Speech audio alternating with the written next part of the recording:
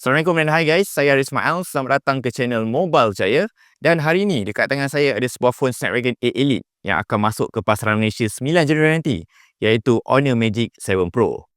Ini merupakan phone flagship daripada Honor, yang mana model kali ini agak awal dia nak masuk pasaran, selalunya bulan Mac. Kali ini Januari dah start ada model baru. So dalam video kali ini saya nak cerita overview apa yang ada dekat Honor Magic 7 Pro ni. Tapi disclaimer, saya tak boleh nak cerita banyak sebab masih ada benda dalam embargo. So, jom kita mulakan video ini.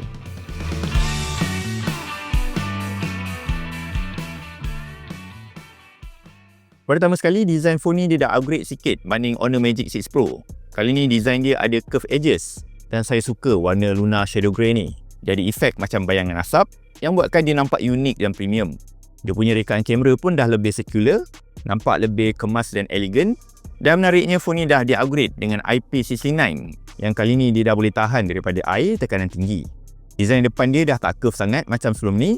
Sekarang dia dah guna kaca dengan cutting 2.5D yang kali ni nampak lagi atraktif dan lagi selesa nak guna. Dekat atas ni ada 3D kamera dengan fungsi Magic Capsule. Korang boleh unlock phone ni juga guna 3D kamera ni. Dan kaca dia kali ni dah lagi tahan dengan adanya nano crystal shield yang dia punya ketahanan tu 10 kali ganda lagi tahan banding kaca biasa. Untuk kamera dia, phone ni ada 4 kamera dan phone ni akan ada AI Enhanced Portrait dan AI Super Zoom yang gambar dia akan dioptimize guna AI Generated Content, AIGC. Cuma setakat ni saya belum dapat update untuk test dua feature ni. Tapi untuk percubaan awal saya dengan kamera phone ni, kamera dia nampak ada improvement, terutama dari segi white balance, sharpness dia. Dan saya suka phone ni support hardcore filter macam yang ada dekat Honor 200 series.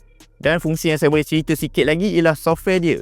Phone ni dah guna G OSS 6.0 dan saya notice dia punya animation dah jadi sangat fluid, terutama masa buka dan buat multitasking antara apps. So memang rasa beza banding G OS sebelum ni. Dan kat dalam ni ada beberapa fungsi baru, contohnya deepfake video call yang dia boleh detect orang yang tengah call tu sama ada pakai muka real atau deepfake. So senanglah nak detect scammer. Lepas tu dia punya Magic Portal 2.0 dah support lagi banyak apps. Dan sekarang dia dah ada Magic Avatar yang korang boleh create avatar korang sendiri jadi wallpaper.